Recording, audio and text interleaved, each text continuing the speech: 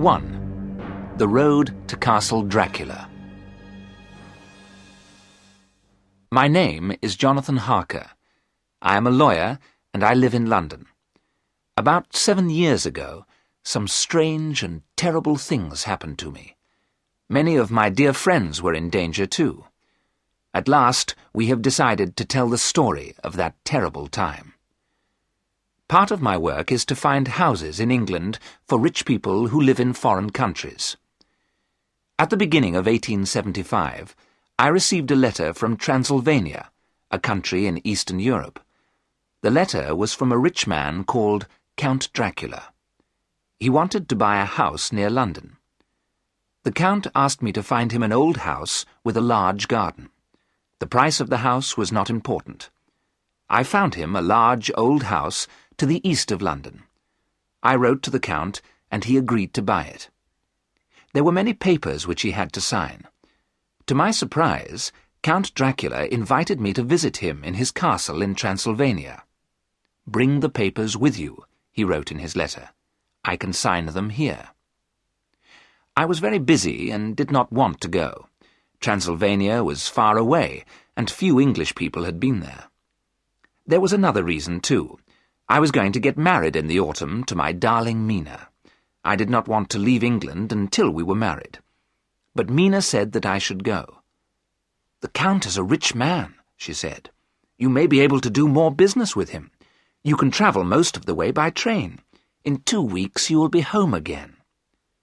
So I accepted Count Dracula's invitation. I left England at the end of April. Mina gave me a book about Transylvania to read on the train. On the morning of the 4th of May, I reached Bistritz, a small town in Transylvania. It was a beautiful day. The sun was shining on the great Carpathian Mountains. Somewhere, high up in those mountains, was Castle Dracula, where the Count lived. The coach from Bistritz would take me to the Borgo Pass. There, the Count's carriage would meet me. The coach left from the inn in Bistritz at 3 o'clock. I had 6 hours to wait. I decided to have a meal. Nobody in the inn spoke English, but the innkeeper spoke some German. He welcomed me, and I was soon eating a good meal. The inn was very crowded. I watched all the people in their brightly coloured clothes. They were speaking in languages I could not understand. I drank some more wine and called to the innkeeper. "What can you tell me about Count Dracula?" I asked him. "Have you ever seen his castle?" The innkeeper walked away without answering my questions.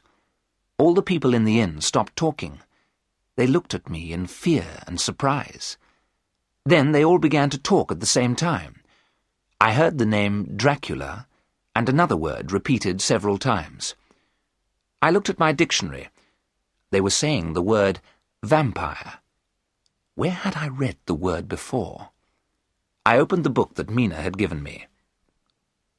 "There are many old stories about the vampires of Transylvania," I read.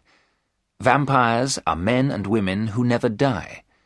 Vampires have long, sharp teeth. They bite the throats of living people. Then they drink their blood. Everyone in Transylvania fears vampires. People often wear a cross to keep themselves safe." I shut the book quickly. Did people believe these stories? It was time for me to leave. I paid for my meal.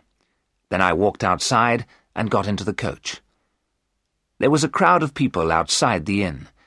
Suddenly the innkeeper ran forward and spoke to me through the coach window. "Must you go to Castle Dracula?" he said. "Do not go to that terrible place." "I have important business with the Count," I answered.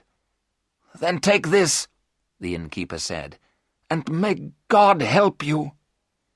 And he put a gold cross on a chain into my hand. As the coach began to move, strange thoughts went through my mind. Who was this man I was going to meet? Did Count Dracula have strange powers? I could not believe it.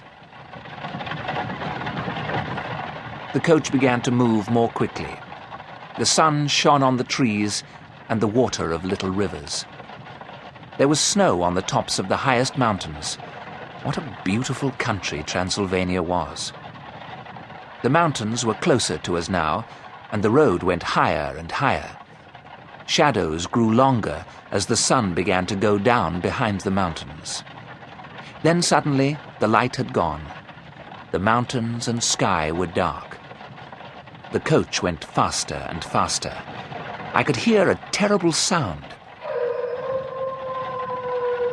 It was the howling of wolves.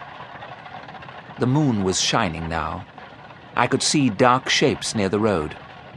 The coach went higher and higher.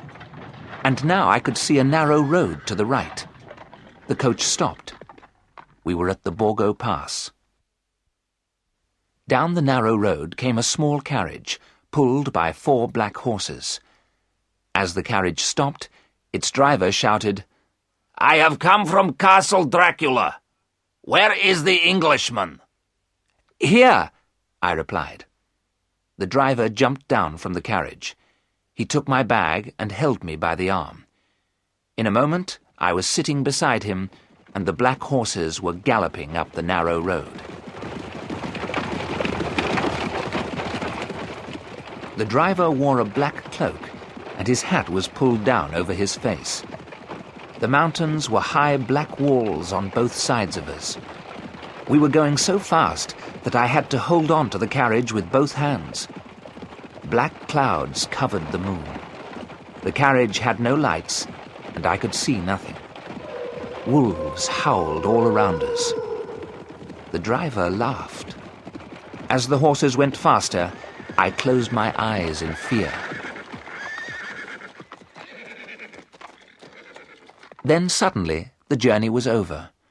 The driver pulled me down from the carriage. He threw my bag beside me. In a moment, the carriage and the driver had disappeared. I had arrived at Castle Dracula.